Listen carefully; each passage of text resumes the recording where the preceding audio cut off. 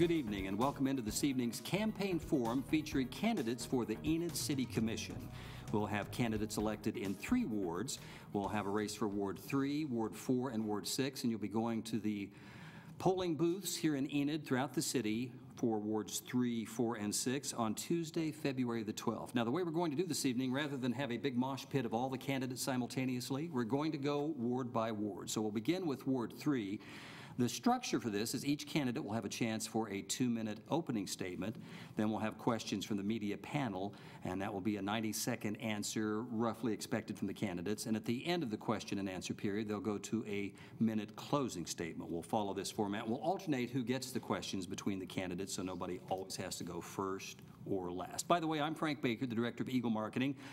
Let's meet our illustrious media panel. And if you'll just roll on over there.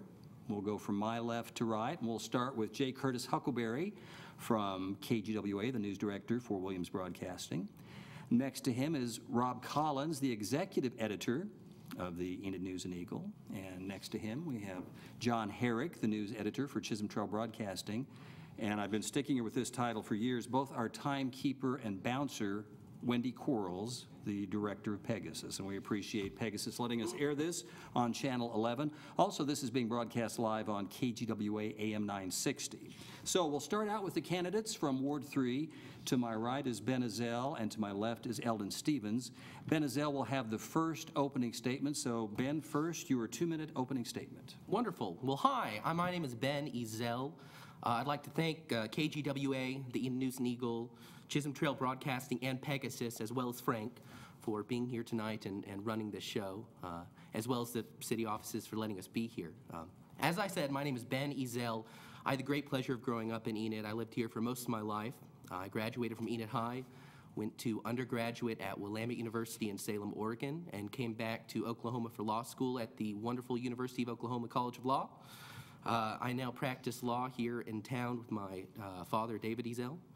I love Enid, and I came back here to raise a family. I actually live in the same neighborhood where I grew up. I just live slightly around the corner. This is a great town to raise a family and a great place to come back to. And I think part of what I'd like to talk about this evening is how we can keep Enid moving forward and get more young people coming back. It was interesting when I graduated high school how many people left, and I think that's a loss for us. Getting young people to come back is going to be a big deal moving forward. And part of what I think we can do is just keep Enid moving forward. This is a great town, and we need to just continue to improve it. We have a few problems, but we can fix those. That's okay. What we need to keep our focus on is continuing Enid to be the great city that we are.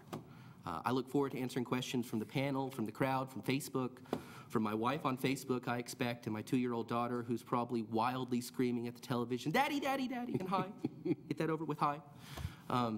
So I look forward to answering questions, and I also look forward to serving on the Enid City Commission for Ward 3. Thanks, Ben. Now the opening statement from candidate Eldon Stevens. Eldon? Good evening. My name's Eldon Stevens. I've been a resident in Enid ever since I was 18 months old. I left briefly for a stint in the United States Army, and I've gladly resided on the east side of Enid for the majority of my life. The furthest west I ever lived was in the 600 block of West Maple. That's where my parents live today.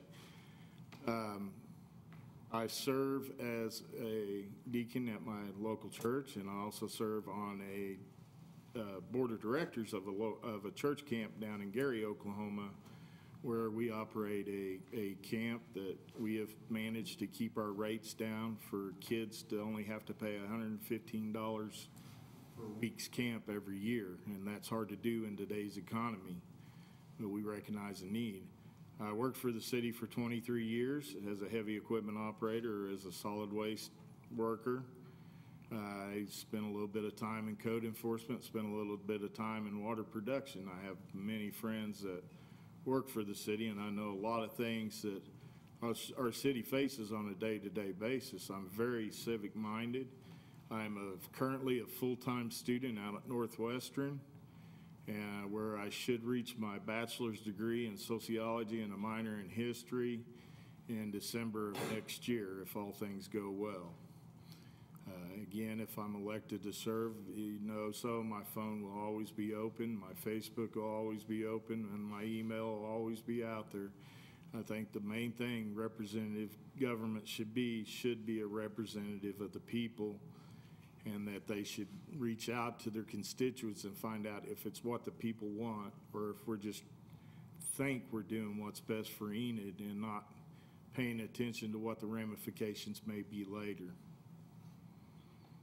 Right, Ellen, thank you very much. First question from the media panel will come from J. Curtis Huckleberry, News Director of Williams Broadcasting, and we'll alternate who gets which question. We'll go first to Eldon Stevens. Kurt? All right. Thank you, Frank. And gentlemen, thank you for your time this evening, you and the rest of the candidates that are going to appear during tonight's forum and share your thoughts. Going to give you an opportunity right off the bat here. If you were, say you were a teacher, an opportunity to issue a few grades. I would ask you, what grade would you currently give the city of Enid, including elements such as the city administration, current policies and focuses? In other words, where do you see the state of the city right now? Thinking about going into teaching, so that's a unique question. Financially, I see the city probably a B plus. We could be doing better, and we could be doing a whole lot worse like a lot of other cities are doing. As for where we're going forward and attracting new business, still about a B plus. No, I mean, we're doing great things, but we have room to do more. City administration, it's probably a solid B.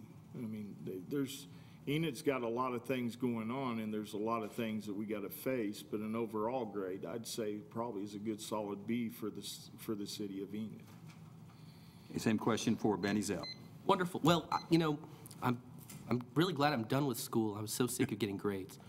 I think we live in a great city. I think as a whole, Enid has a good solid A. I mean, if we're not talking just about the government, we're talking about the whole city. We've got a lot of really great stuff going here. We have a booming downtown. We have, high housing demand, which is driving up prices, which is great for the community as a whole. We've got great business. We've got great people and great entertainment. So the city, we get an A, no question. I don't know, A plus, that grade inflation thing, everybody gets an A plus. Let's just go with an A. As far as the city administration, we have some really stellar folks working here. We have a lot of great staff who work really hard and really care about this town. These aren't just people who are here for a paycheck. There are a lot of people who really care about Enid and love Enid. Do I think we're perfect? No, but no one's going to be. The city administration, we get a good B, we get a good A. I mean, we're not down at that bottom tier. Look at us. People come to Enid and see what great things are going on. That's not certainly all the city government, but they get a little credit. Let's give them a good B. Why not? Policies, I mean, I think you threw out policies. I was jotting down notes. I'm not quite sure how to grade that one, but I think as a whole, Enid's great. We've got a lot to really be happy about. Next question comes from Rob Collins, Executive Editor of the Enid News and Eagle, and will be directed first towards Ben Ezzell. Yeah, let's talk about tax increment finance districts, and are these TIF incentives an appropriate means of attracting new investment to the city, or what is the proper role of city government in retail recruitment and industrial recruitment, or should private industry fund its own development? All right, well, you have two separate questions there. We really have to break them apart. There's retail development and there's industrial development. Industrial development is, in this case, our canola plant, which is going to be a really great addition in Ward 3 on the east side of town. That's a lot of investment. It's going to up our taxes. It's going to property tax value. That's where this TIF comes from. I think this is a great way to incentivize folks to come into town. When you're looking at what incentive schemes are out there to bring any kind of investment, it gets a lot crazier than a TIF. I mean, a TIF on the scale of things is relatively tame. If you look at a situation like Kansas City, Missouri and Kansas City, Kansas are in a to-the-death battle for investment and just throwing money at companies. So a TIF is a fairly moderate and I think, honestly, a fairly conservative way to get investment in. And I think we're going to see some really great return on our investment from the industrial side. On the retail side, I think it's a gamble, frankly. I think it's a good gamble. I'm glad it's happening. I'm excited for it, but we can't go into that with this idea that there's going to be a surefire return on our investment. We are, as a community, taking a gamble that we want to throw some money at this with the idea that we're going to see some improvement. I think it's a good gamble, and I hope that it comes through, but I'm not going to stand up here and read the tea leaves, but I'd sure like to see the mall turn into something more than it is now. Same question for Eldon Stevens. Eldon? Well, when it comes to tax increment funding, this isn't a practice that's solely used in Enid. It's used throughout the United States, and companies use it to take advantage of cities to see who's going to give them the best deal for their, the more bang for their buck. I mean, we've benefit by TIFs, but then again, we've lost because of TIF. We lost one of our bigger employers with Lou Ward, not Lou Ward, I'm sorry, with Harold Ham, moving his company down to Oklahoma City. We gave TIF incentives to Advanced Food so they can expand, and then it became no longer a family operation. They sold out to a bigger corporation, a corporation that's got a history of going in and taking over companies, and then when they use up all their tax breaks, they move out. Hopefully that's not the case here because we are centrally located. In the example of a TIF being used to demall the mall, in retail business, I don't think that's an offer we should even be approaching. In industry, you have more chance of bringing in a higher paying job. You have a bigger payroll, per se, and more return.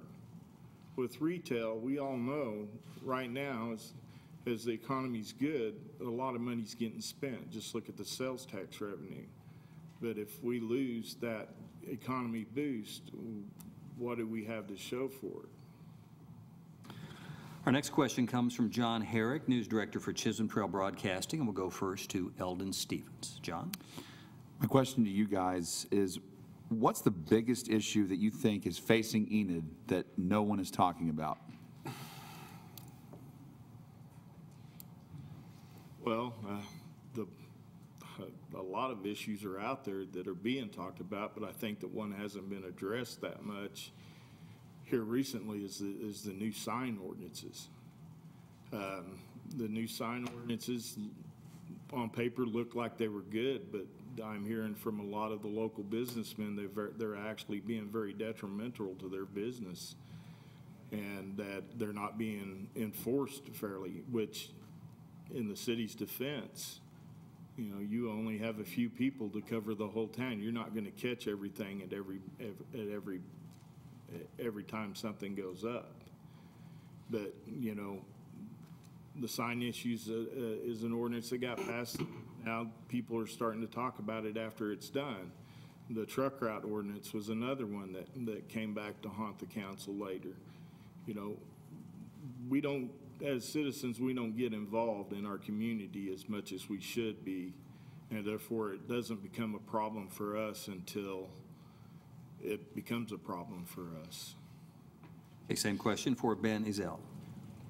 That's kind of a hard question because I think that all of us who will be sitting up here, we want to talk about the biggest issues facing our town. And so if you're talking about, and the question is, what is the biggest issue facing Enid that no one is talking about? I've got to imagine that it is the inevitable oil and gas industry bust. I'm a bankruptcy attorney, so I'm used to seeing people walk in my door who their plans didn't go so well. And I don't want to be a doomsayer and anything, but eventually, now we don't know when, but eventually the oil and gas industry will go bust and it will hurt our community. Of course, that's also an issue that we in the city can't do much about. We can do some kind of fiscal planning long term, but it's really hard to do any kind of long-term planning with the city commission that, switches seats every couple of years. When will it end? Who knows? Boy, I hope we're going for another decade. I think that would be great. But we have to at least keep in mind that every boom goes bust without question. And how can we avoid, another Penn Square Bank kind of incident? There's not a lot that any of us sitting up here can do about it, but it is a problem and we aren't talking about it. Now, we aren't talking about, again, we're worthless for it. None of us can do anything about it. But it's certainly a problem, and, all of us moving forward, bringing Enid into the future and carrying Enid forward, some of us will have to deal with it. Hopefully not this term. Hopefully it's someone else's problem and I don't have to think about it. But there you go. Thanks, Ben. Next question comes from J. Curtis Huckleberry and goes first to Ben Ezzell. Well, gentlemen, how would you like to see the city of Enid deal with one of those large issues that is being discussed rather frequently, and that is water and the future of water? What do you see as the top priorities when it comes to water infrastructure, water acquisition, delivery, and up to and including, do you support the idea of possibly the exploration of the creation of a lake or something like that? I'm a water guy. I love being in the water. I kayak. I have a little tiny sailboat that occasionally throws me off of it, and I love the water, but I'd love to see a lake here. I just don't think it makes sense. We have some really great solutions which we can take advantage of that are much more financially responsible than building a $60, $70, $80 million lake.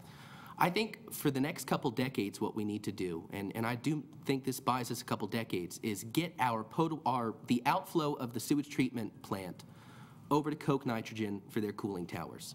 That buys us, basically doubles our potable water supply. What we have to do to get there, there's two issues to that problem. One is the Oklahoma Department of Environmental Quality Regulations.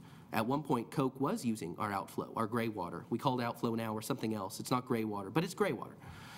They were, and then regulations changed. So either we can work with the regulations and the regulatory industry, or we can treat the water so it meets those requirements. The city has already hired an engineering firm at the last city commission meeting or the one prior to investigate what it will take to get us there.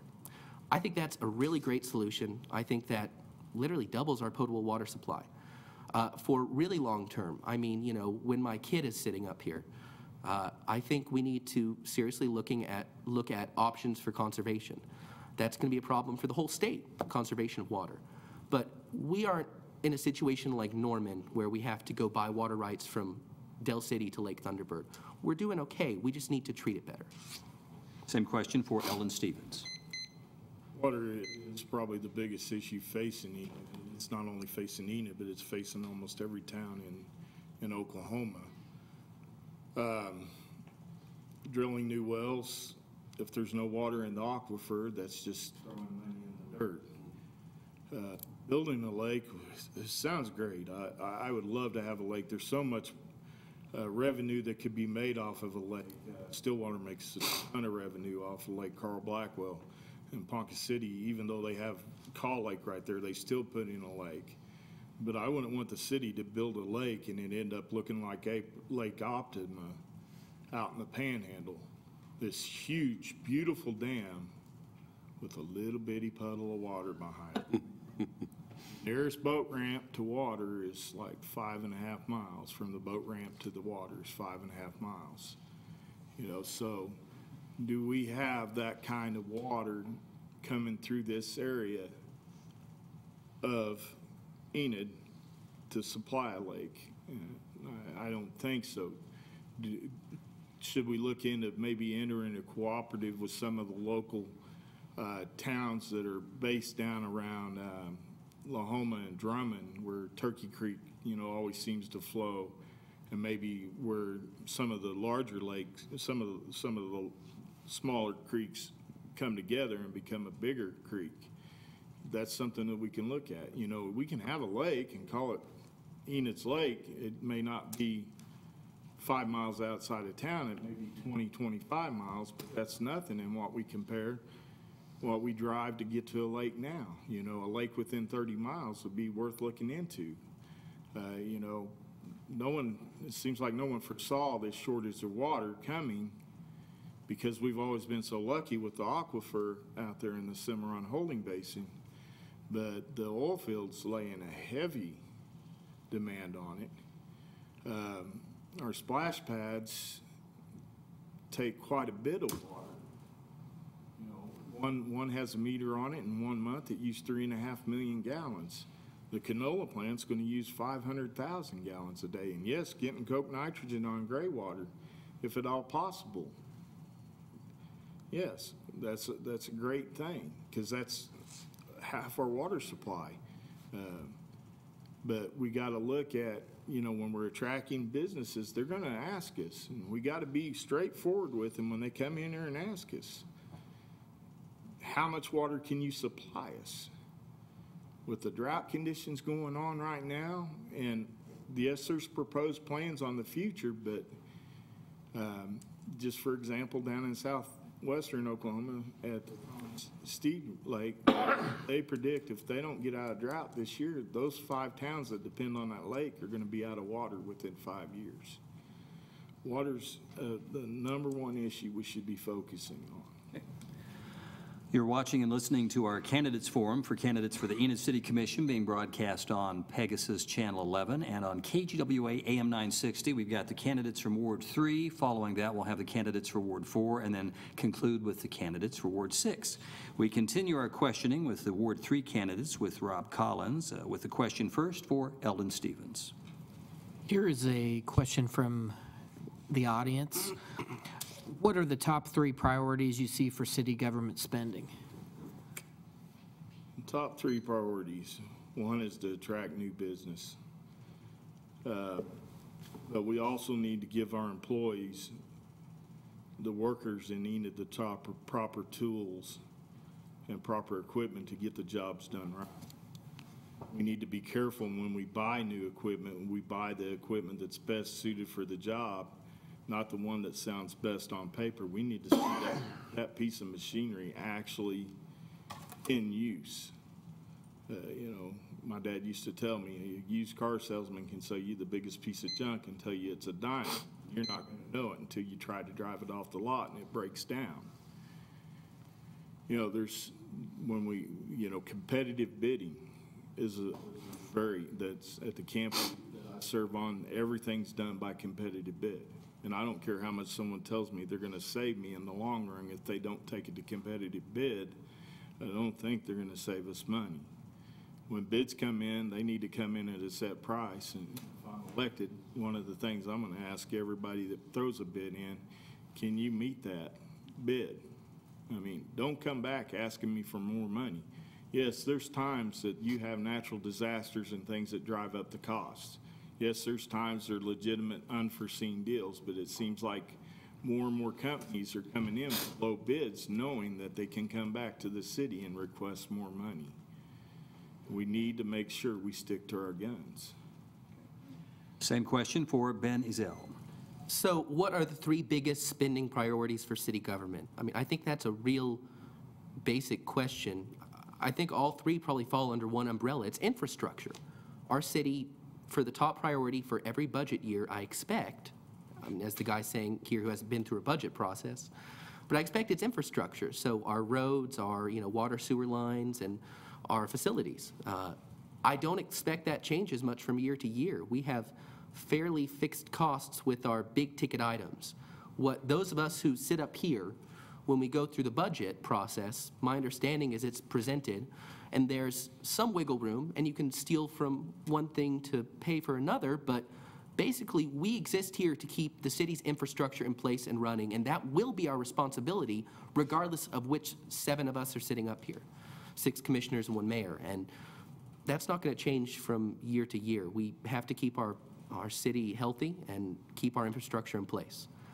We'll all have pet projects, we'll all have things we care about, but first and foremost is infrastructure. Okay, next question comes from Chisholm Trail Broadcasting News Director John Herrick and goes first to Ben Ezzell. This is a question that comes from Facebook from Christy Balden. She's the founding member of the Enid Lesbian, Gay, Bisexual, Transgender Coalition. Would you support the city of Enid adopting a comprehensive non-discrimination policy for the protection of all city employees, and that includes the addition of sexual orientation and sexual identity? Why or why not? Yes, because it's the right thing to do. It's a real simple question. I think it has a real simple answer. It's the right thing to do. Same question for Eldon Stevens. As being a former city employee, I've never seen it ever not addressed. in my recollection, in any city manager, there's always been a non-discriminatory clause in our personnel manual. And I've never witnessed personally anybody being discriminated based on any preference. All right, our next question will come from J. Curtis Huckleberry, and we'll go first to Eldon Stevens. Kurt? One of the other topics that we are hearing a significant amount about, because there is a citywide election coming up in March, and that is the Parks Plan proposal. And if the park plan passes in its entirety or partially, one part or the other, would you like to see, what, a citizen advisory council? How would you like to see the process then move forward about how that money is specifically spent? And Eldon, this comes to you first. Well, yes, the Citizens Advisory Council would be a good choice to oversee it in some ways. Personally, I think we're jumping kind of off the wagon a little too fast on building the parks. I think we need to look at, it's great for the future of Enid, but is it what we need right now? And do we have the money there? Just like Mr. Ezzell referred to, we don't know how long the oil boom's going to be with us. And if it does bust, are we going to be able to pay back those bonds and meet those financial responsibilities? There's improvements needed to our parks. There's improvement needed to our roads. There's improvement needed to our water structure. And why we're so far behind, because we did get a time in this city's lifespan where a council spent too recklessly and things happened, and then it had to be buckled down, and then things got overlooked. And I don't know, if you realize it like I do, if you're a homeowner and you overlook a certain problem on your house for any length of time, it's not going to fix itself. It's only going to get worse. And that's how we got to address things. If the people of Enid vote the park plan in, great, let's build it. But let's make sure that there's people willing to step up, because that's a lot of problems with these advisory boards. There's a lot of people that want them, but when it comes time to committing time and effort into serving on them, they're not willing to take that responsibility. Same question for Ben Ezzell. We have to do something about our parks. I don't know if this is the way to do it or not. We're going to find out on March 5th. We have to do something. We have to invest in our parks. They've been neglected for years. I live adjacent to a park on the east side of town in Ward 3, Glenwood Park. I love this park. I grew up playing in this park. I have probably too much of an emotional attachment to this park, and it's in awful shape. You should go down and see it. It's kind of an embarrassment. We also have some people, a lot of people in this community who care about their neighborhood parks, and I think a Citizens Advisory Board would be a great solution. We've actually had some neighborhoods who have already done that, who have already invested time and money in their parks. The Meadows, that neighborhood, that area, did a great job of raising a little bit of money, which the city matched a lot of, and they've got a beautiful little playground. Champlin Park, they just finished, that community finished raising some money, which again has some help from the city to redo that playground. Not all communities have that kind of time and money, but a lot of people really care. I grew up in my neighborhood, we had a neighborhood watch. It was a group we met, especially during the summer, every couple or 3 weeks, and a lot of what we did was, just talk about the neighborhood, but we also met in that park and cleaned up that park, and we all worked for that park. I think if we get this parks plan, and its plan is really a misnomer, it's a lot of different ideas, but if we get this funding stream passed, every neighborhood park in town will have improvement, and every neighborhood will have an opportunity to be involved in that. Thanks, Ben. We'll have one final question for the candidates from Ward 3, and then following that, Eldon will be coming to you first for your closing statement. Final question for the Ward 3 candidates will be from Rob Collins, and we'll go first to Ben Ezzell. So each candidate has a favorite issue, but voters don't want a one-trick pony as commissioner. So not mentioning your primary focus, how can you ensure citizens that you care beyond your top concern? How do you ensure that you care? I think the best way to do that is to be accessible and to be active. You show people you care by being engaged. I've been involved in my time here in Enid after college in the Gaslight Theater Board of Directors, the Farmers Market Board of Directors, the Enid Arts Council. I've been involved with Main Street, volunteering with Main Street. And I think if you serve on the city commission, you have some obligation to be out there in the community with these organizations, showing that you're interested in what people have to say, that you're engaged with the community, and that you care. I think that's how you show you care, is just being available. I am of the internet generation, so my preference is always email or Facebook or texting. I'm of that era, but I volunteer, I'm out there, and if I get elected, if you vote for me, I'll make sure I'm accessible to you and that your concerns can become my concerns. Talking is the best way to do that. Same question for Eldon Stevens. I care for this city.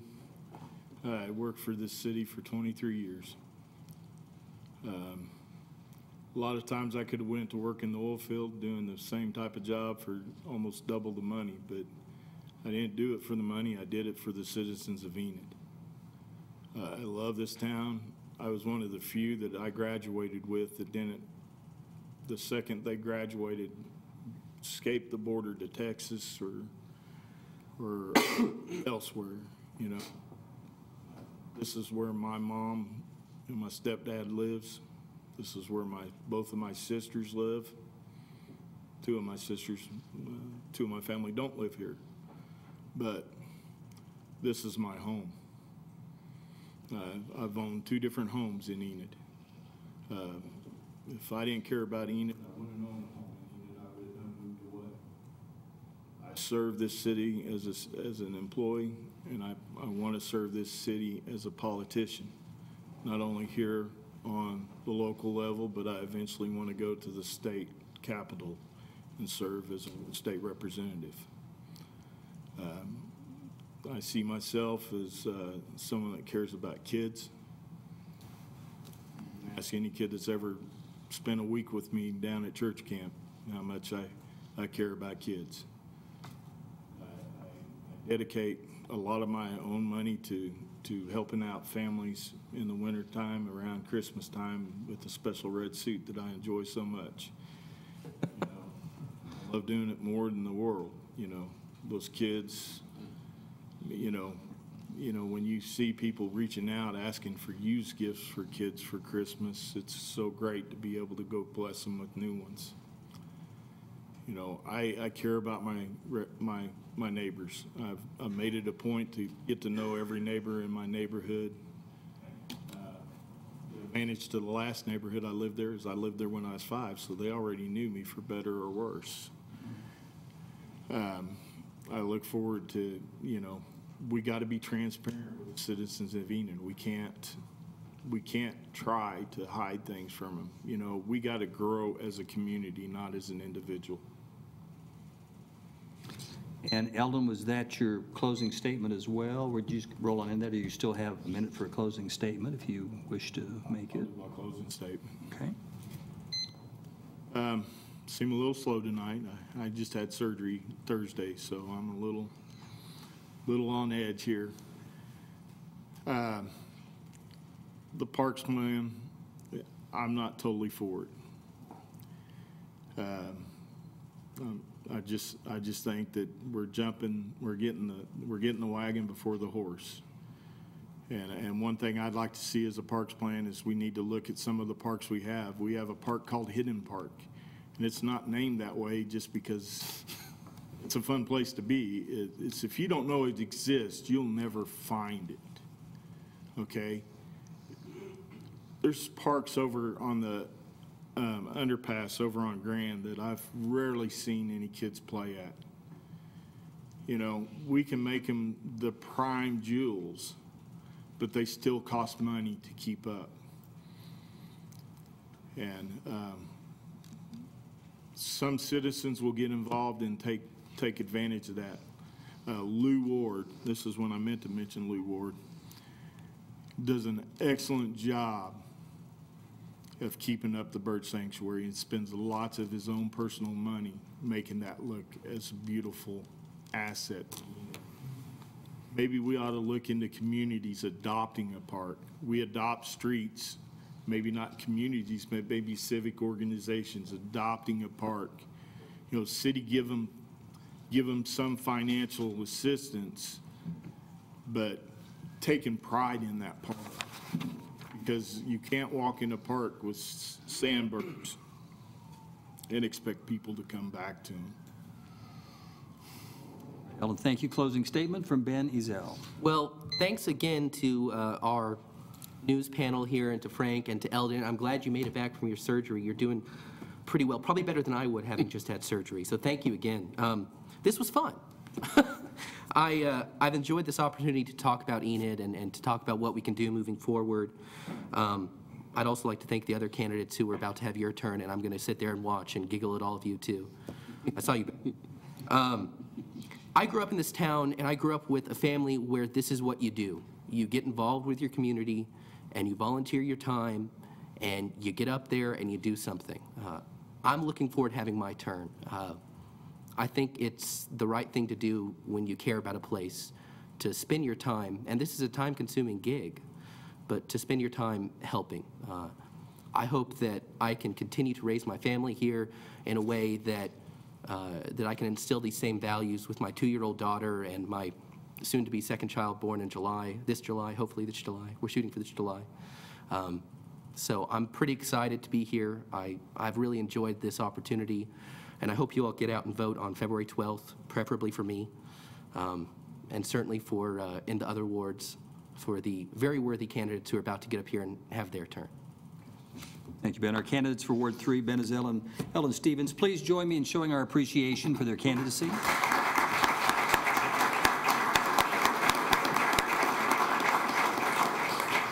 Well, we still have Ward 4 and Ward 6 to go on our candidates forum. We're going to take a quick 5-minute break on Pegasus, Channel 11, and KGWA AM 960. Clear the deck, get some new victims up here, and we'll continue with our candidates forum in 5 minutes. Guys, let me go get you.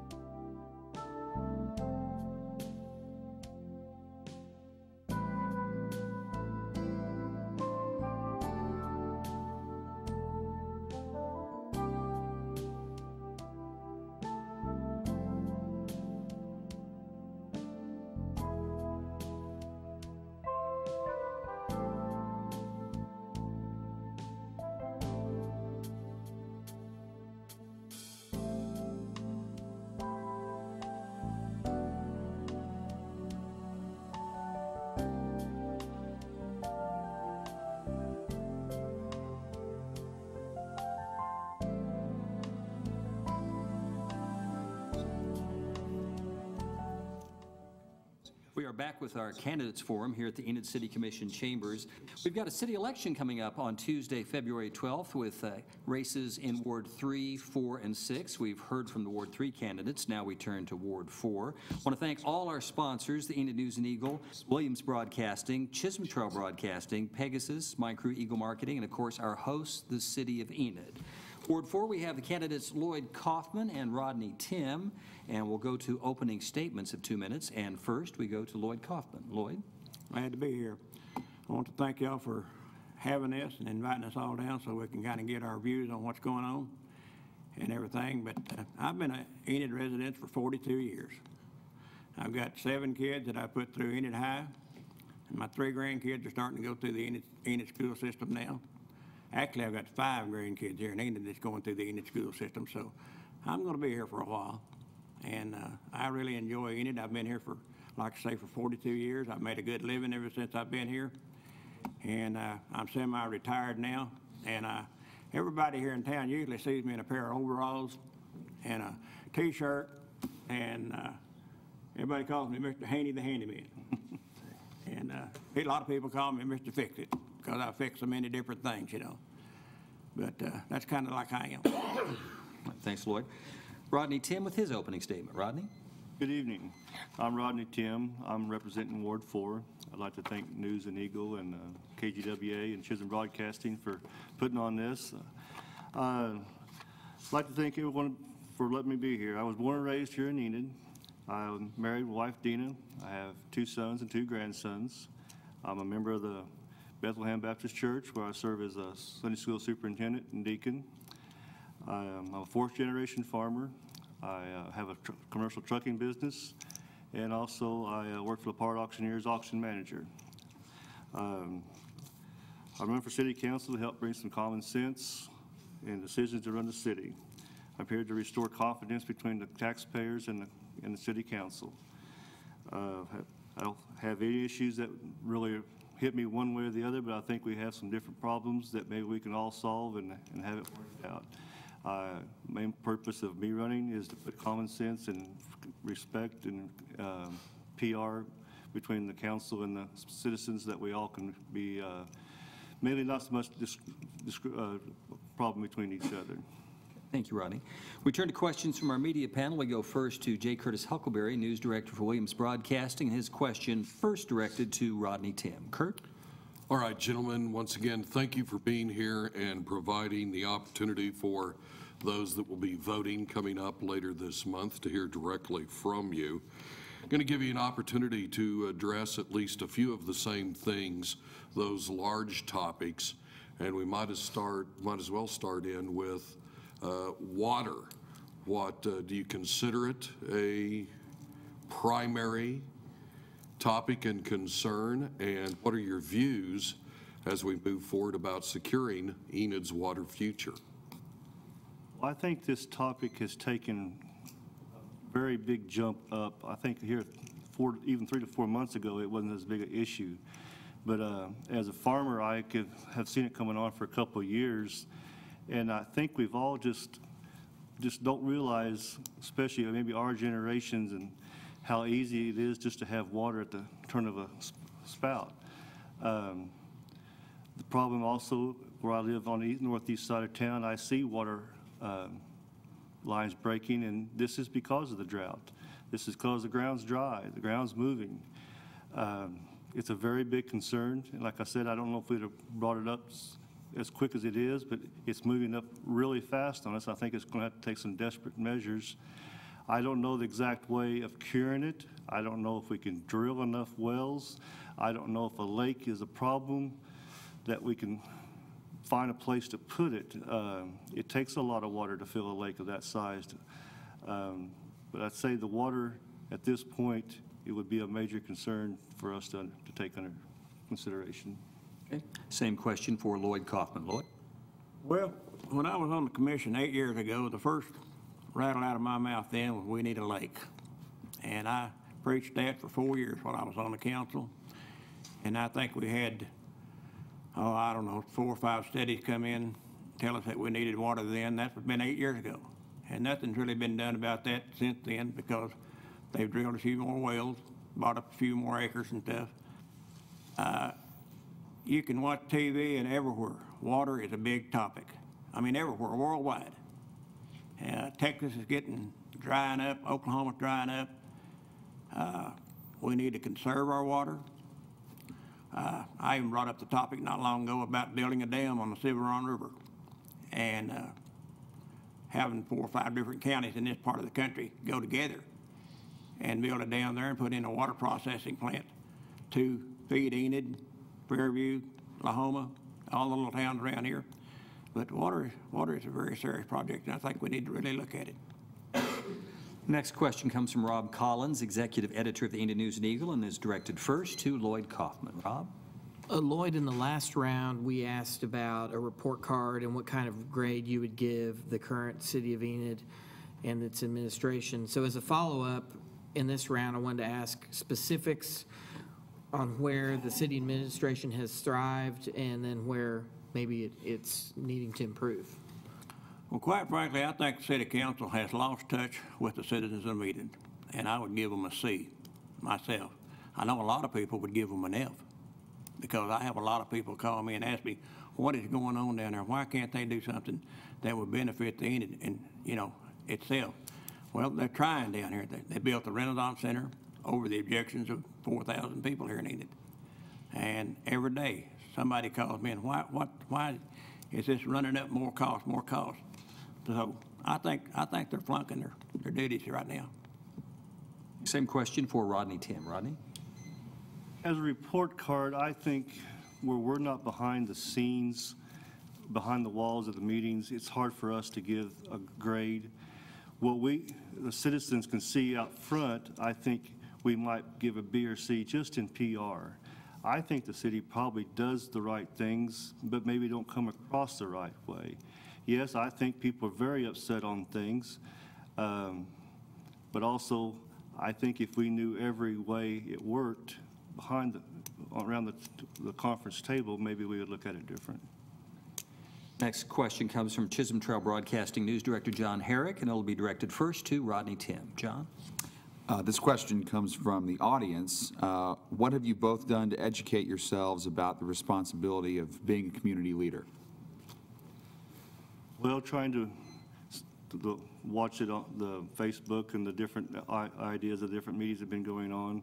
I've served on several boards, and I know what it kind of takes to represent each other as far as knowing how to do business. Well, I don't want to say as far as get the people to understand what you're trying to do for them. I guess that's all I'd say. Same question for Lloyd Kaufman. Lloyd? Could you repeat the question? It says, what have you done to educate yourself about the responsibility of being a community leader? I take about 15 different magazines right now that I took when I was a commissioner 4 years ago.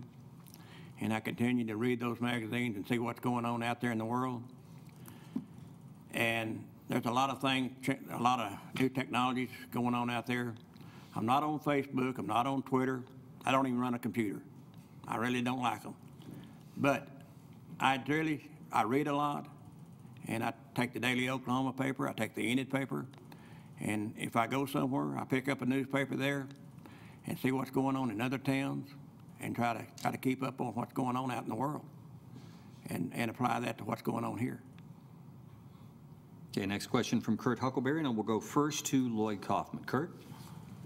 Gentlemen, if elected and serving on the council, would like to know, as a commissioner, what would be your approach in the setting of priorities for the city budget-wise? Are there areas that you believe at this point that are not being fully addressed? And if so, what might they be? I think our employees need a raise. From what I understand from talking to some of the employees now, we have some employees that make minimum wage and they can't get by on minimum wage. I think that's one of the priorities. Communication with the people. I think we need to have more communication with the people, either through the newspaper, the radio. Personally, my phone you know, I put my phone number out there, and people can call me and talk to me all day long. And I'll be glad to talk to anybody, just like I did the last time I was here. Same question for Rodney Tim. Well, I think it goes back to your water again. I think that's going to be the main issue. Streets and roads, the oil boom, especially in our northeast part of our Ward 4, the roads are just getting deteriorated for heavy truck use, which is great. I mean, I don't think anybody minds the traffic as far as the investment and things, the money being spent in here in Enid, but we also need to be behind them and taking care of those roads. I think the city should, especially the city commissioners, should take care of the city and just not be the city. In other words, we take care of the infrastructure and any problems that come up, but maybe not be out front as far as building this and building that. Okay, next question comes from Rob Collins of the News and Eagle and first directed to Rodney Tim. Rodney, here's another audience question. Peer into your crystal ball and tell me what kind of community Enid will be in 2050, and that's 2050. Trying to figure if I'd be here or not. Let's hope so.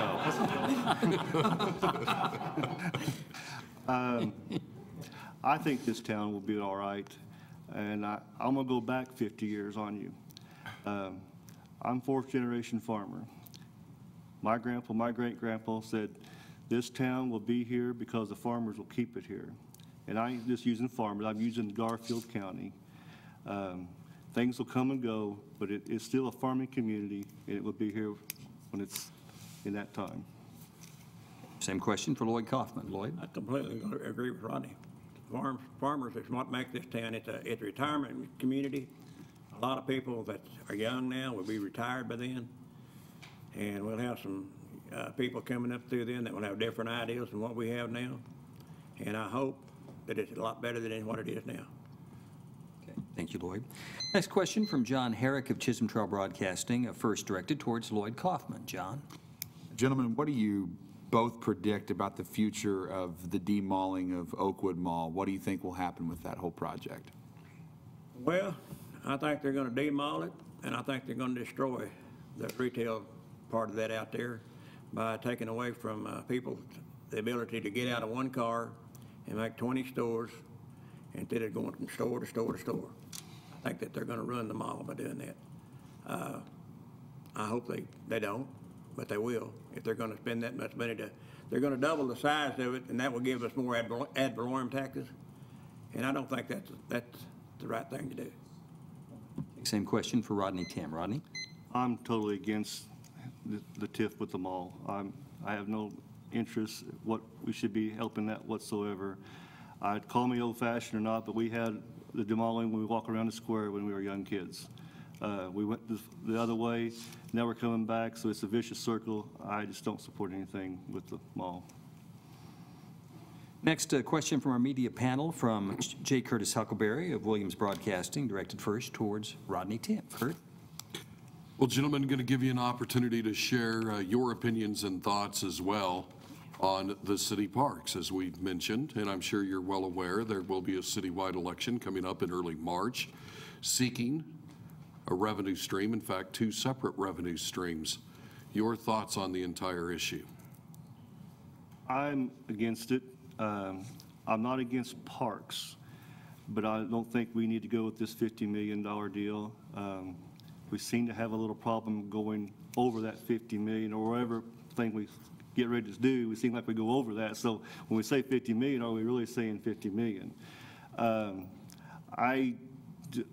In favor of helping the parks that are here and establish them a little better, maybe private clubs. We got so many great clubs in this town.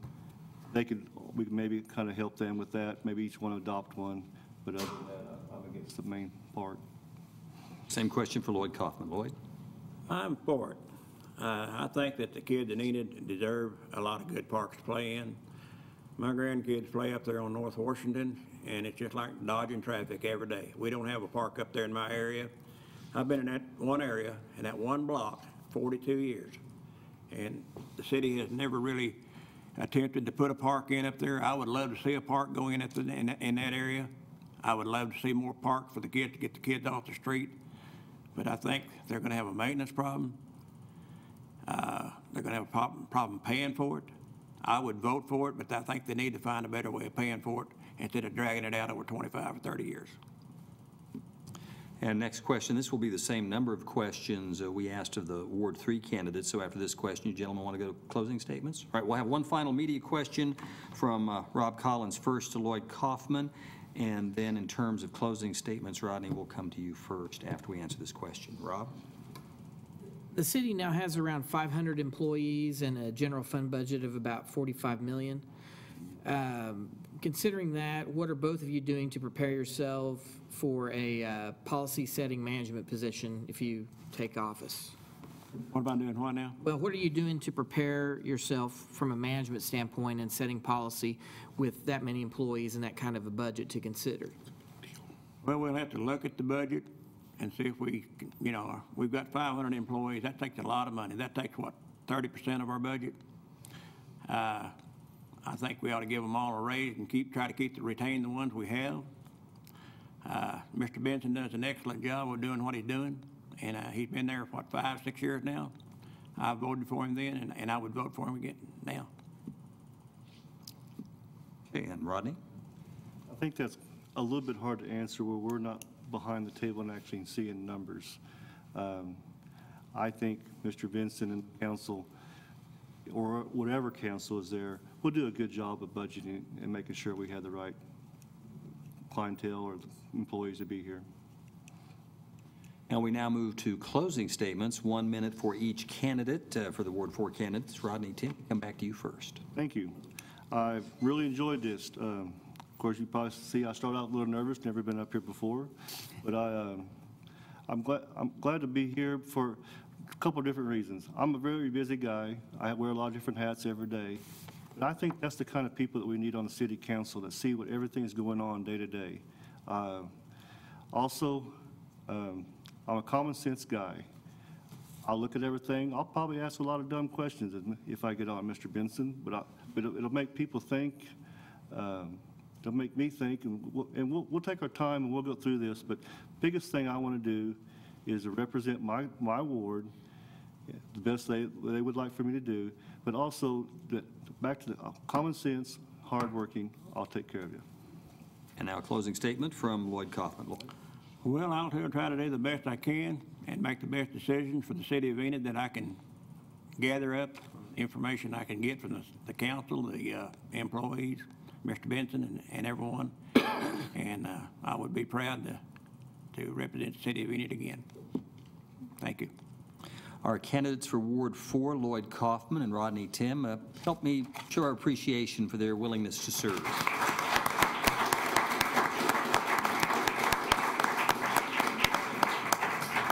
Well, we're 2/3 of the way home on our candidates forum for the Enid City Commission. We still have the big three from Ward 6 to come, so we'll take a 5-minute break and we'll continue on Pegasus Channel 11 and KGWA AM 960. Back in 5 minutes.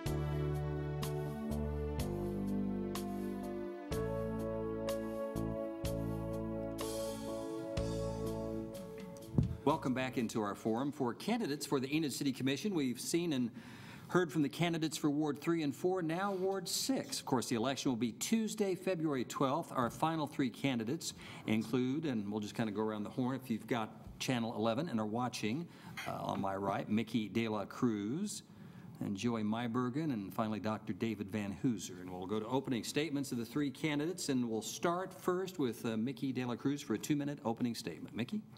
Thank you all. Thank you for having us. I appreciate everybody letting us come tonight. I'm Mickey De La Cruz. I own Panavino. It's a restaurant downtown.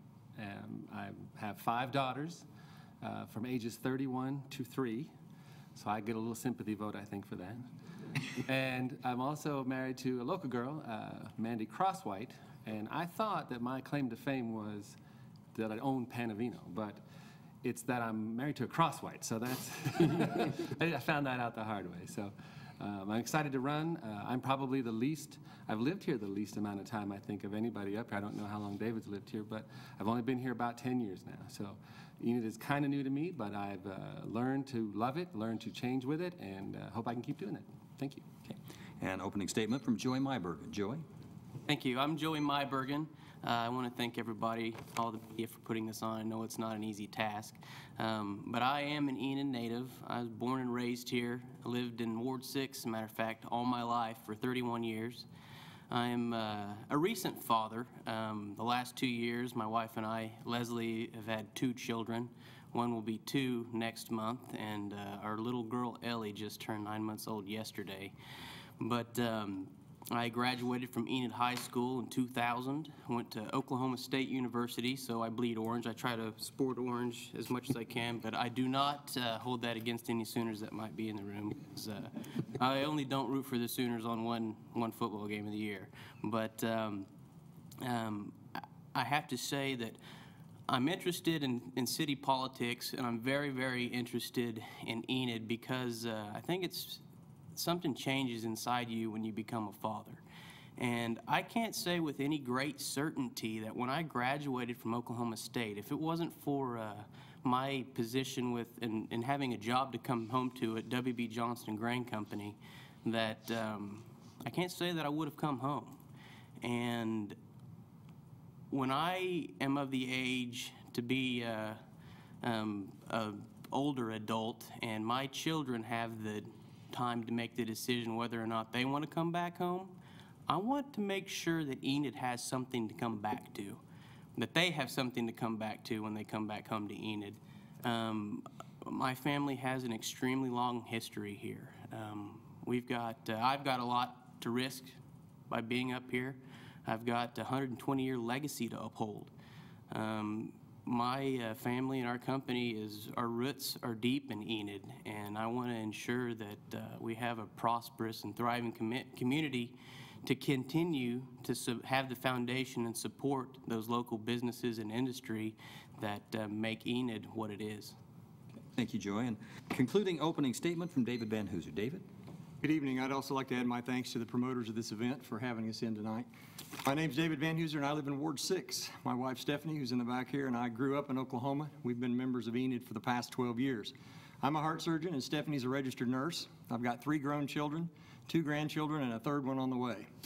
I've got extensive small business experience outside of medicine. I've owned several small businesses, and some good, some bad. I was appointed last March by the City Council to be a member of the Metropolitan Planning Commission. I'm very excited about some of the things we've approved, including tonight we approved the new site plan for the Chick-fil-A, which is going to be outside the mall. It's a good project. The new CVS pharmacy that we're going to get, and the new Country Inn hotel that will be up by Lowe's. I've also served on the 2 recent TIF committees, the Oakwood Mall TIF as well as the North Star Canola TIF. For the last 6 months, I've been considering whether I even wanted to do this job, and whether it was time for me to run as city commissioner or not, and whether I could bring something beneficial to the table. So as part of my research and my homework for this position, I've attended nearly all of the city council meetings for the last 6 months. I've been to all the city council study sessions for the last 6 months. I've read the Water Master Report, which was published in 2009. I've read the Howell and Van Kuren Park Report several times. I've studied the Community Trails Plan. I've looked at the city budget, which is a good one if you're having insomnia at night to read. And then, of course, all the documents that go with the TIF projects. So I believe our city government can do better. My goal is to work hard to restore our city's trust in our city government. One of the ways to do that is to ask hard questions, demand the answers, and stand up to the usual business as usual mantra and try to do better. So I look forward to tonight's questions. Thank you, David. We'll go to questions from the candidates, from the media panel, rather, and we'll answer in a staggered order. First question will go to Joy, and then to David, and then to Mickey finally. On this first question from J. Curtis Huckleberry, News Director for Williams Broadcasting. First for Joy Myberg. Well, gentlemen, if you would first, thank you for your time. We appreciate you being here and sharing your views with the constituents and those that will be headed to the polls coming up in just over 2 weeks.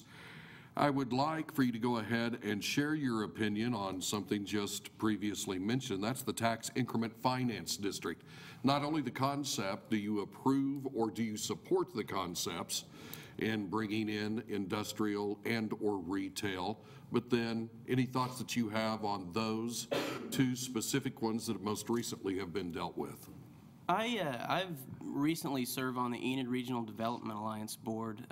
I've been very extensively involved with a number of projects that have come to Enid. Working with Brent Kissling has been a pleasure. I mean, economic development right now is competitive. I mean, we've got to compete with Oklahoma City, with Tulsa, with Wichita, with a number of other communities that are similar to our size, but the tax increment financing is a very effective way to help, put some icing on the cake to attract business. I do think that TIFs are better served and better suited for industry, like the canola processing plant, than the Oakwood demauling project. I do want to say that I've been involved with the canola plant since their first meeting in Enid, and it has been a very, very good experience. The guys that are coming to Enid are like an extension of Oklahoma almost in a way, but I'm not sure that everybody realizes the impact to Enid's economy and the impact to the state and southern Kansas that this plant will make. It is a huge, huge benefit to not only Enid, but Garfield County and the jobs that it will create, but also the crop diversity that we will have a local market for now. Same question for David Van Hooser. David? Well, I served on both of the committees, and I'm in favor of TIFs. I think they're a good way. In this economy, we have to put that money out there to get industry to come. The problem that I've had with the 2 TIFs we've passed so far has just been the way we finance them. I think with regards to retail TIFs, we can learn something from Oklahoma City. They recently utilized what they called a sales tax rebate TIF. So rather than giving the mall the money up front, or the developer of the mall up front for the project, we make them get paid for performance. You meet sales tax goals, you meet ad valorem tax goals, and then we will give you back some tax rebates. In the industry side of things, the problem with the canola TIF was simply that we have to borrow the money, which is an unfortunate reality. So I'm in favor of at least looking at, if I'm elected, a way to develop an economic development fund, I want to call it. If we had $25 million in the bank that we could use to incentivize industry to come to us without having to borrow the money, we would cut our costs basically in half. Same question finally for Mickey De La Cruz. Mickey? I agree, too, with David quite a bit on this. The TIFs for industry are very, very important. I mean, we've got to be able to bring those in. They stay longer. They have a greater impact. TIFs for retail. Retail is a very fickle animal. It goes when it wants to go. If the business isn't here, they'll pull out and leave if they're just not making the money.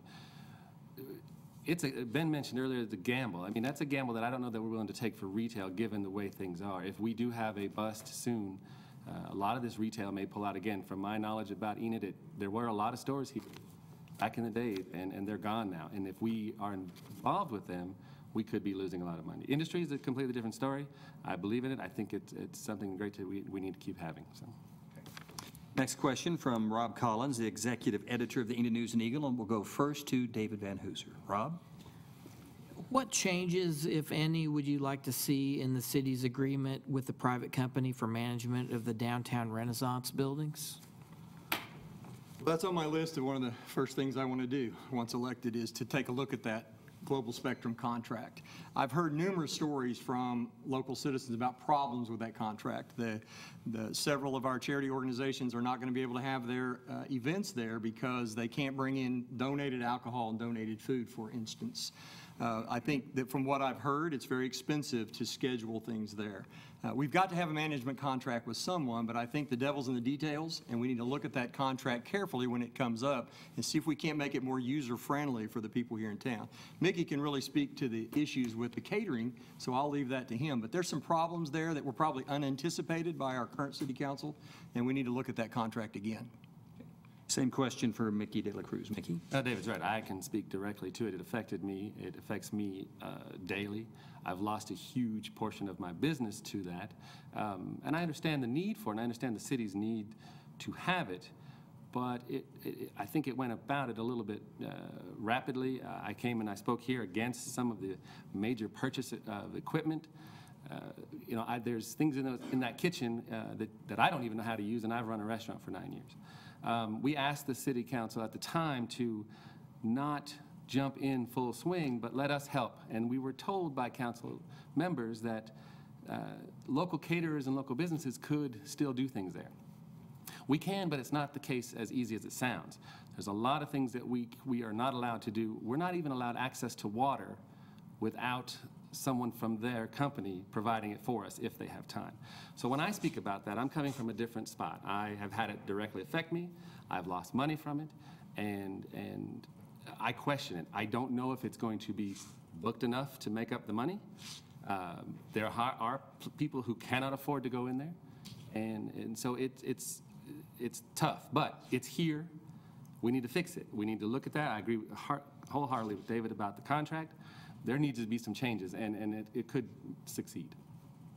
Same question finally for Joey Myberg. Joey? I think that, you know, I'm all for privatization, and I think that it was a wonderful idea to invite a private company into operating that facility just for the fact that they're going to do a better job in government.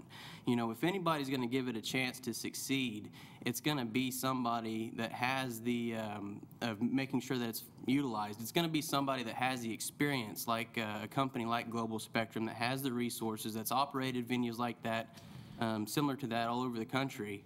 However, I do think that their contract could be tied more to their performance and given it a chance so that as they improve the utilization of the facility, if they operate it in the black instead of the projected operating it in the red, then they get further compensated in their contract for having their performance be measured that way instead of just a fixed cost basis, which puts most of the burden on the city. But I have to say that I agree with these guys up here. I mean, it needs to be looked at, and I think that they need to have some more skin in the game. Next question comes from Media panelist John Herrick, News Director for Chisholm Trail Broadcasting, goes first to Mickey De La Cruz. John? Well, let's turn our attention to another big topic, master parks. Do you guys think the parks plan should be a priority for the city right now? Why or why not? I personally don't. I'm not voting for the parks plan. I did a little computer search on why do you move to a city?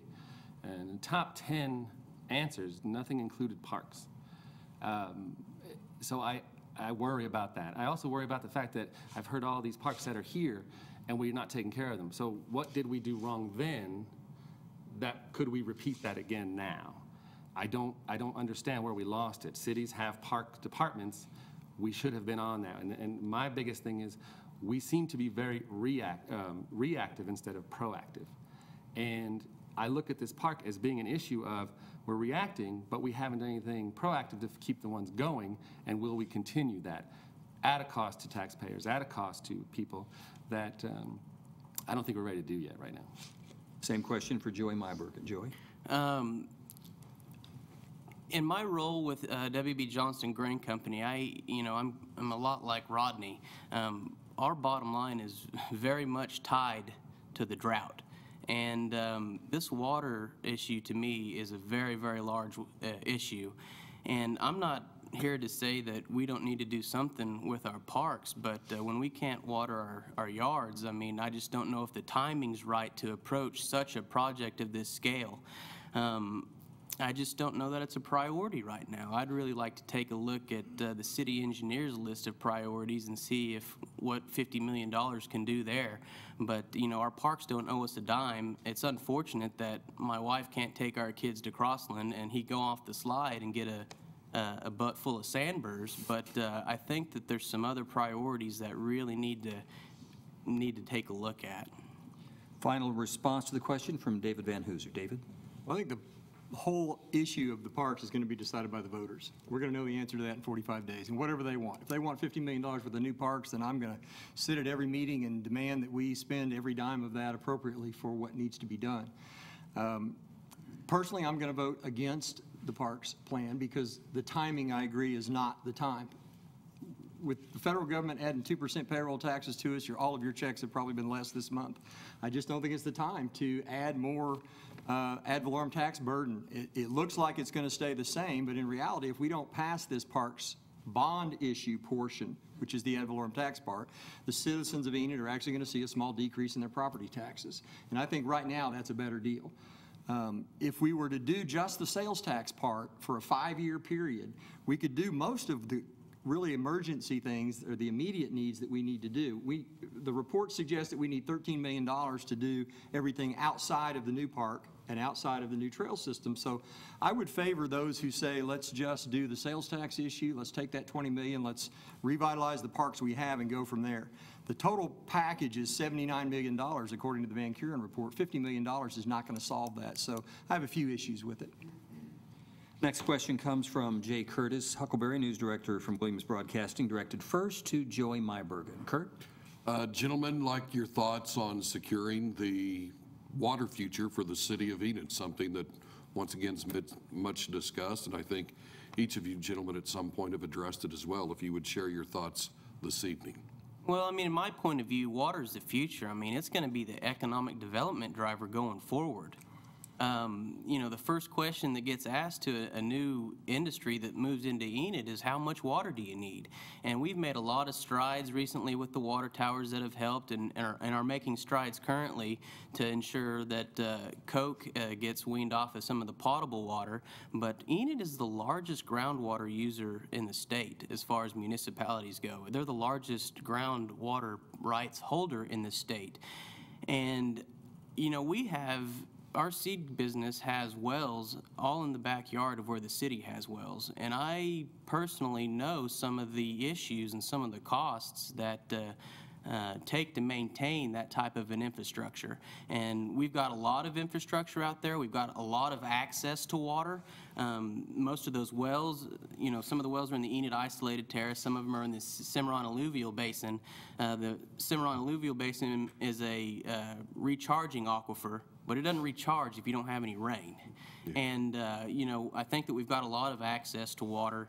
We need to continue to look for efficiencies, and I think that we need to hedge our bets and at least start searching for another source. You know, it would buy some time if we got Coke using the gray water. There's some other ideas that we might be able to look for, reaching out to some other communities. I know that before the 2010 renewal with Coke, that Coke Nitrogen was visiting with the city of Perry to buy water, and that might be an option. You know, at one point in time, we had water rights to Caw, and those were given up during the Gamble administration, and it's in a completely different watershed. But we need to be searching and looking now to get all of our, or get at least some eggs in a different basket. And it's going to take a lot of time to do it, especially if you're dealing with the Corps of Engineers. Same question for David Van Hooser. David? Water is a very complex problem, and there's certainly not an easy answer. The city's got a pretty good handle on what we're doing right now. We're adding 1 million gallons this year. We're going to add 2 million gallons a day next year. That will take care of us for a bit. The new water towers are great, but they really solve a pressure problem. Sure. They hold 750,000 gallons apiece. We're going to have 2 of them. They don't really add water. We can drill more wells, and that helps, but we also have an infrastructure problem. It's a little bit difficult to get the water, I'm told from the report, from the wells to the city. The Coke issue is an issue. The new canola plant's going to use 500,000 gallons. I think we've got that covered pretty well. Long term, we need a lake, but having said that, anyone who saw the paper last week, Lake Hefner is about dry. So even if we had a lake sitting right out here across the street from us, we'd probably still have a water problem. So the Oklahoma Water Resource Board has us in the most extreme drought area of Oklahoma. It's not going to get better for the next couple of years. So this is an ongoing problem. There's not a single put your thumb on it way to fix this problem, and I think the city's doing a pretty good job going that direction. It just takes money. Final response to the same question, Mickey De La Cruz. Mickey? What he said. On top of that, though, we've got to start looking at conservation. And now, when you say conservation, that doesn't mean you can't water your grass. It means, are we doing things like using waterless urinals? They use them in Tulsa. Are we doing things like using natural landscaping in Las Vegas? You could, if you took your yard from a grass yard to a xeriscape yard, you would get a credit either from the water district or from the city. What about those things? I mean, everything that we've all said, everybody up here tonight, is all true, it's all real. Those are real things, but again, it goes back to reactive versus proactive. We don't have a lot of recycling in Enid right now. We could have a lot more.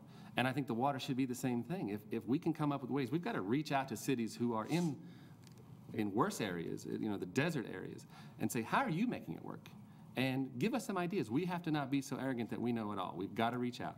And again, be proactive for 10 years from now, because using waterless urinals will help. And it sounds funny, but it's true. I want to thank you for listening and watching our Candidates Forum. We're wrapping up with Award 6 candidates. The election is coming up Tuesday, February 12th. We still have a number of questions to ask before closing statements. Next question from Rob Collins, Executive Editor of the News and Eagle. First for David Van Hooser. Rob? This is an audience question. How do you propose to get the public to trust you? It seems like the City Commission does not always listen to the public. Well, the more meetings that I've been to, the more understanding that I've come to that it's really hard to communicate all these issues. I mean, you get buried in $50 million worth of numbers and a stack of papers this tall. It's really hard to communicate that with people. But I think we just have to listen. I mean, if the people in Ward 6 have a problem, come talk to me. And I'll try to explain to them what I've seen at the meetings and what numbers we've dealt with. And there are none of these issues that are clear-cut. I think, you know, any one of us would say that it's very difficult to deal with those. So I think the trust has to come from just believing that I'm going to ask the questions and I'm not going to, you know, let anybody push me around. And until I get an answer that I like, I'm going to keep pushing for what the citizens want. Same question for Mickey De La Cruz. Mickey? Well, I've in my business, I feel like I've had to learn to listen. When I started, you know, I had an idea and it didn't work as well as I'd hoped it would. So I listened to what people had to say, and I think that's why I'm here today. You know, I see hundreds of people a week that come through and give me ideas on how I should do this and why don't I have chicken fry. That's a big.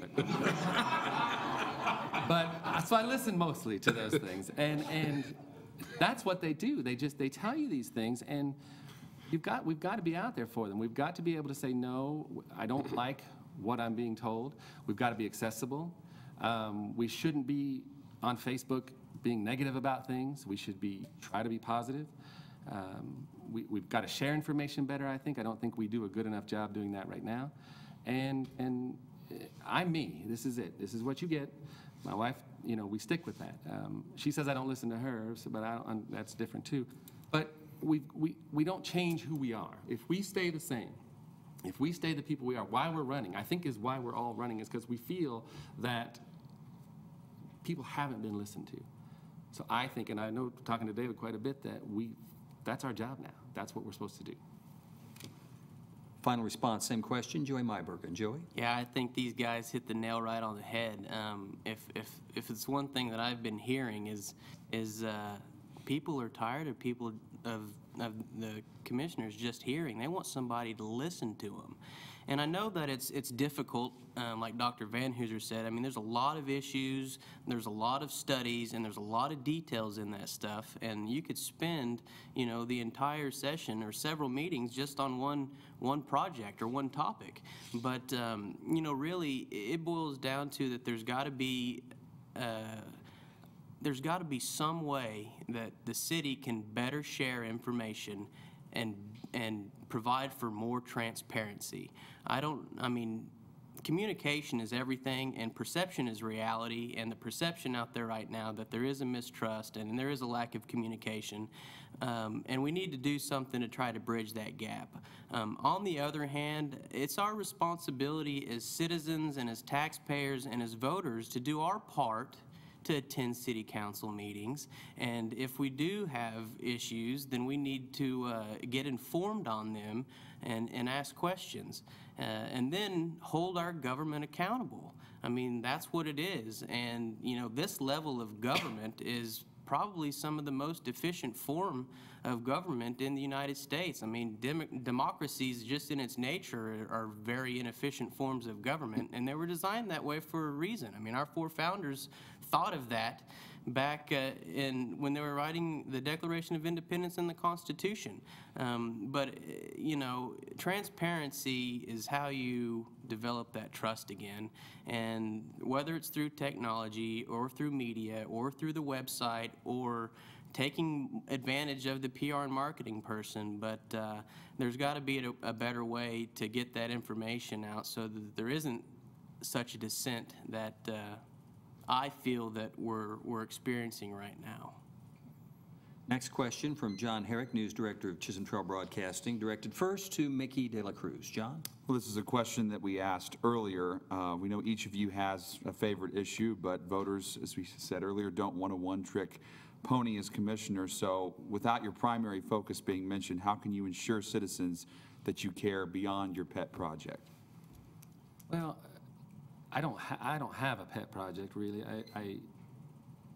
I care because I came here and I learned about this town. I learned what it meant. I've learned what it's like. I've learned to love it. I've moved two of my daughters and my mother to this town from another town, a bigger town. That's what it matters to me, is just that. You've got to bend, you've got to mold yourself to understand what you're doing. And we've got to get, that's it. That's all I can say.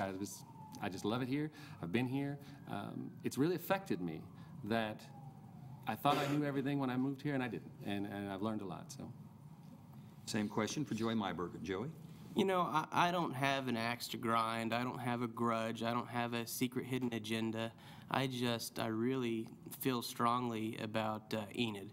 And as I said before, I mean, one day when my kids are able to make that decision, I want them to come back home.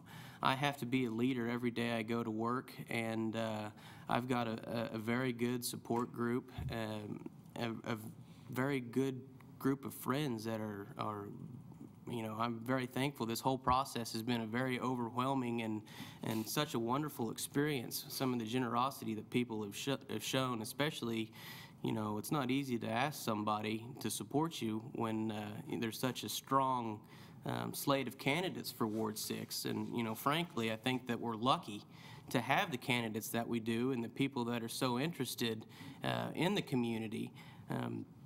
But, you know, I just want to serve. I just want to give back. I mean, service is the foundation of which our family's business was founded 120 years ago, nearly, this September.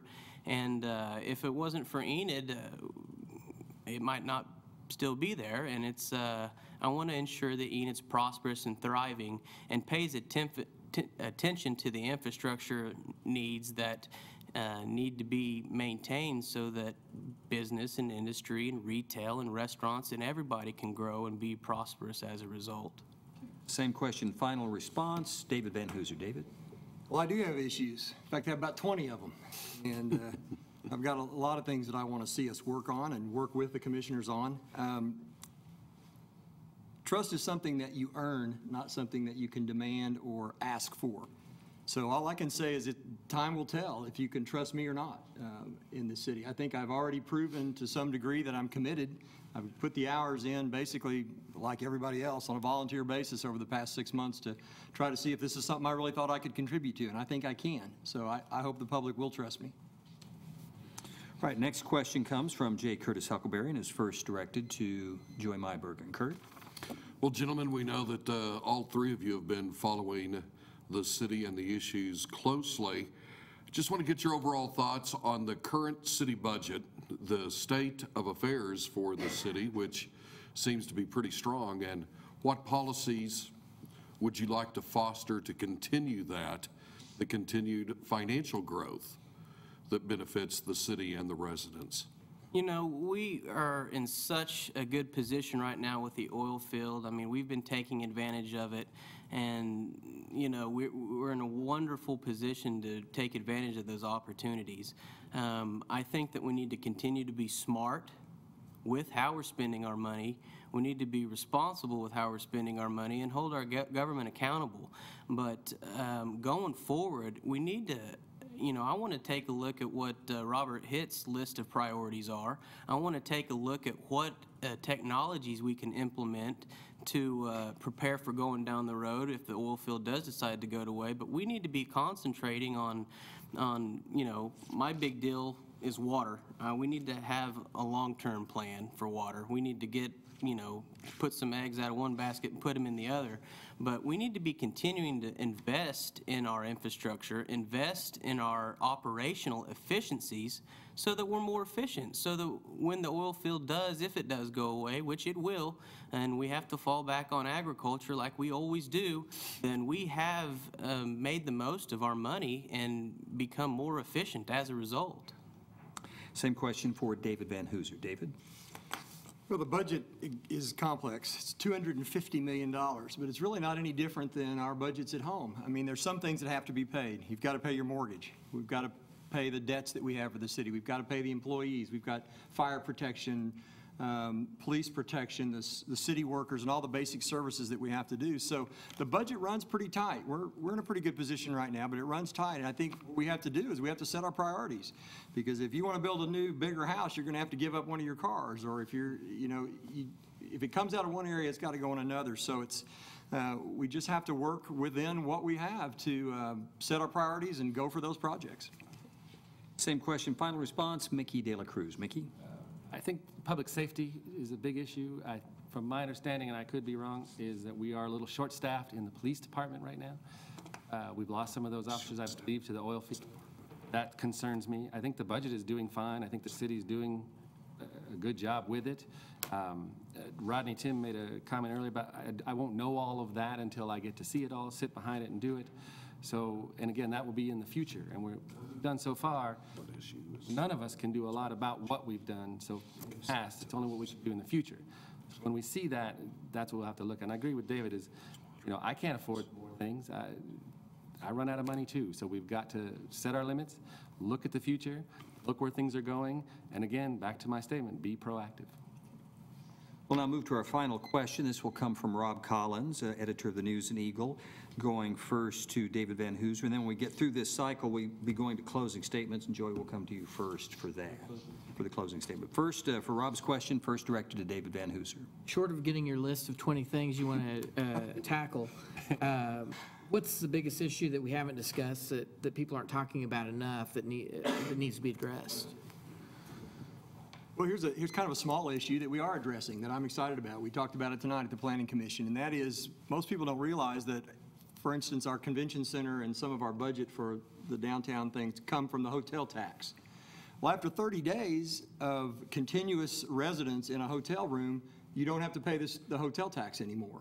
So we've lost revenue in that regard because, thank goodness, all of our hotels are full of the oil field people, which is fantastic. They're buying food and et cetera. But in the hotels, after 30 days, they stop paying. When Halliburton rents the whole hotel for 6 months, we pay hotel revenue to the city for about 30 days. So what we talked about tonight is we're going to establish some industrial districts in town that we can, I hate to call them shanty towns. Do not quote me that in the paper. But industrial housing parks, that's probably the correct word for it, where we can move some of these workers out of the hotels and into these manufactured nice homes. We're going to have ordinances that restrict how nice they have to look. They have to have water, they have to have sewer, et cetera, so that they're not shanty towns. Let me take that back. But anyway, that's an issue that I think is important, and we're addressing it, and it's going to be positive for the city to do that. Okay. Same question for Mickey De La Cruz. I like Shantytown. But my statement goes to that kind of. We don't talk about what the town looks like. We don't talk about what the downtown square looks like at night. We don't talk about the old abandoned gas stations that are just on the corners that the fixtures are hanging through broken windows. We don't talk about there's a street light out in front of my restaurant that's not worked in 9 years. We don't talk about that. We talk about the new stuff, the shiny stuff. I come from a town where the shiny stuff got all the attention and the old stuff didn't. And that's what we don't talk about, is when these people come, when we build it and they come, what else are they going to see? What's going to be their perception when they come into town?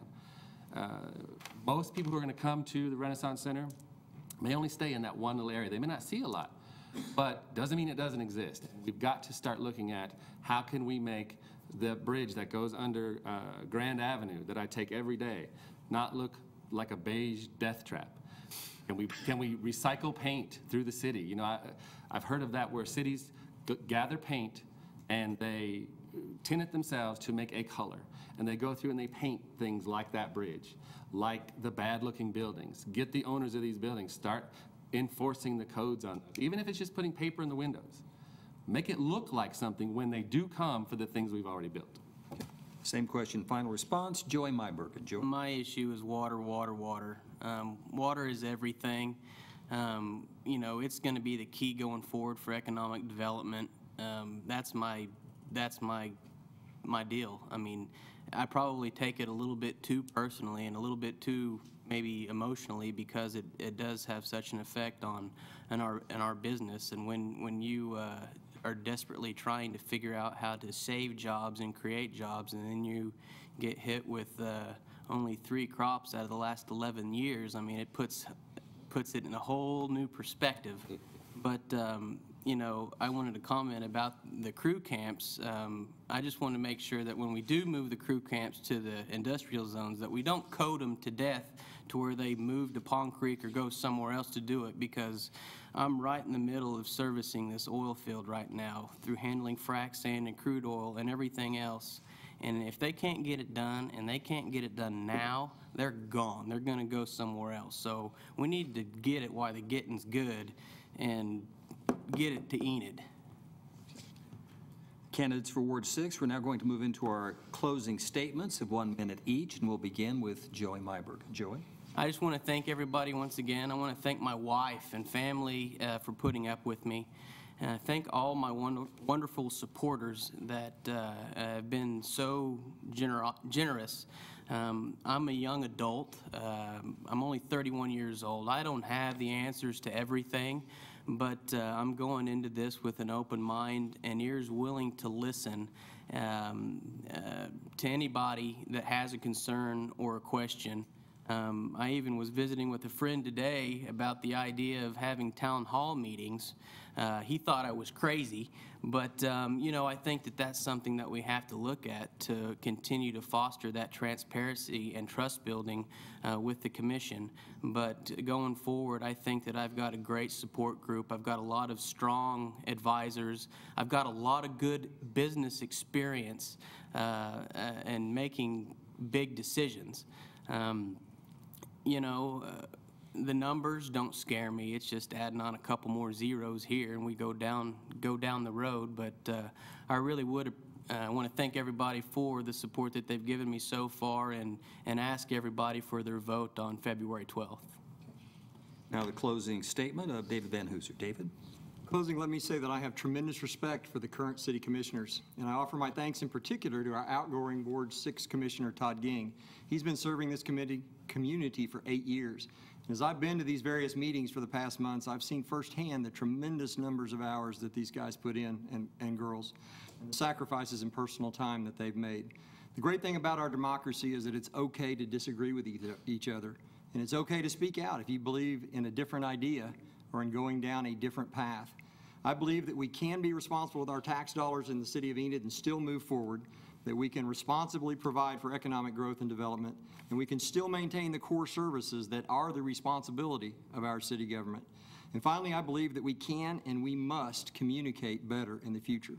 I believe that I can help make a difference for each of us and for each of our families.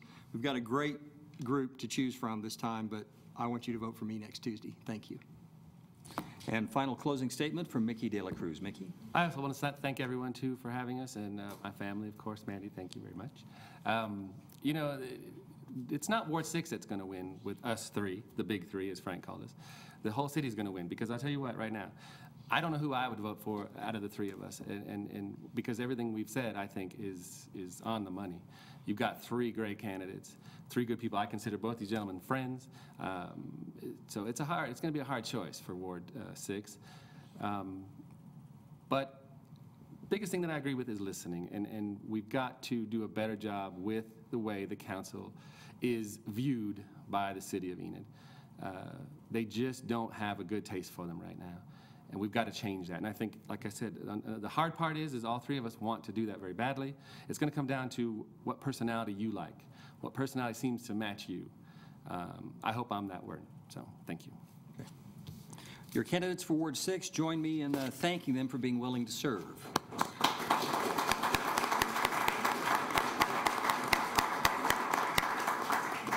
Well, you're going to have numerous opportunities to see a replay of this forum on Pegasus starting January 29th to 31st, 1st, 2nd, 3rd, 9th, and 10th of February. Also, it's available on pegasus.org.